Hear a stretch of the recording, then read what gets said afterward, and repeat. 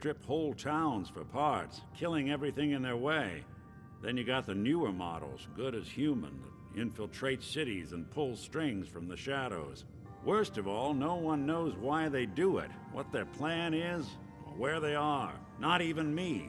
And I'm a synth myself. A discarded prototype, anyway. You don't know anything about them? Really? Some kind of security setting strips or blocks out those memories. And it's not just me. Any synth that gets trashed, left behind, or escapes the Institute has the same problem. Probably some kind of failsafe. Don't lie to me, Nick. You're one of them. They made you. Yeah, I've heard it all before. You're a freak. You've got something to hide. Blah, blah, blah. But the truth is, people smart enough to build something like me are smart enough to cover their tracks, and arrogant enough to throw their unwanted trash into the Commonwealth to fend for itself. Either way, I need to find Sean. You're right. The speculation is getting us off track. Let's focus on what you saw.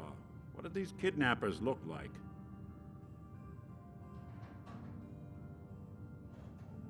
One of them came right up to me. Bald head, scar across his left eye. Wait. It couldn't be.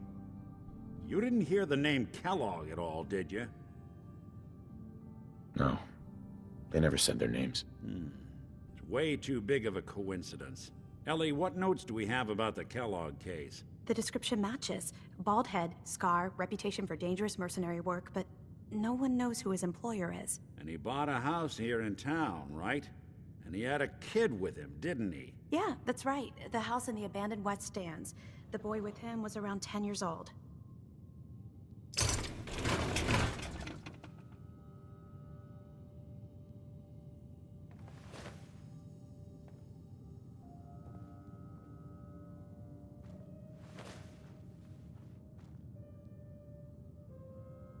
Well, you know how to keep a girl waiting.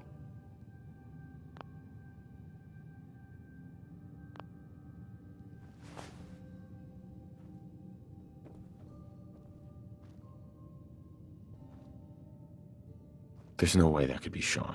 Yeah, big difference between an infant and a 10-year-old, but that doesn't mean we're on the wrong track. He could have a son of his own. Or maybe he's turned kidnapping into a bad habit. In any event, they both vanished a while back. No trace. Let's you and I take a walk over to Kellogg's last known address. See if we can snoop out where he went. Security doesn't really go to that part of town, but you two should still be careful. I always am. Do you have a minute? I think we should talk. I always have time to listen to you, Cait. Good. Because this isn't easy for me to say, and I want to get it right. Where do I begin? Did you know I spent 3 years fighting at the combat zone? 3 years of getting beaten to hell by a bunch of losers and lunatics.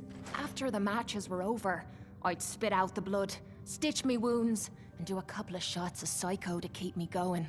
I fucking hated it. I hated the crowds, I hated the other fighters, and I hated myself. I never understood why I put myself through all that.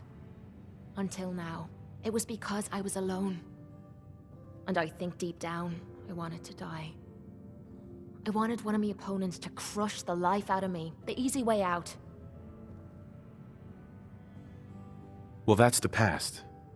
You're not alone anymore. Then maybe you know what I'm trying to say to you. My life's been nothing but one huge failure after another. You've heard all my stories, and you know the prices I've paid. There were a few times, when things got really bad, that I found myself staring down the barrel of my own shotgun. I don't know why I didn't pull the trigger. I guess I was praying that I could find a single decent scrap of humanity in this fucked up world. And then, what you did for me back there at Vault 95, it was like the answer to those prayers. That's the first time in my life I fully depended on someone else, and they didn't let me down. God damn it, I'm making a mess of this. It's all right, Cait. Let it all out. I'll be fine. I just need to be getting to the point. The longer we've been spending time together, the more I'm beginning to realize what you mean to me. And I'm not just talking about you watching me back or sharing a drink together. I mean more than that. Before we met, I'd never let me guard down around anyone. I didn't dare. But with you, I feel like I can let you in and see me for everything that I am. For better or for worse. Look, I can't go back to the way things were before we met. I won't. But what I need you to do is look me in the eyes and tell me you feel something too. Of course I do. I'm in love with you, Cait. You're what?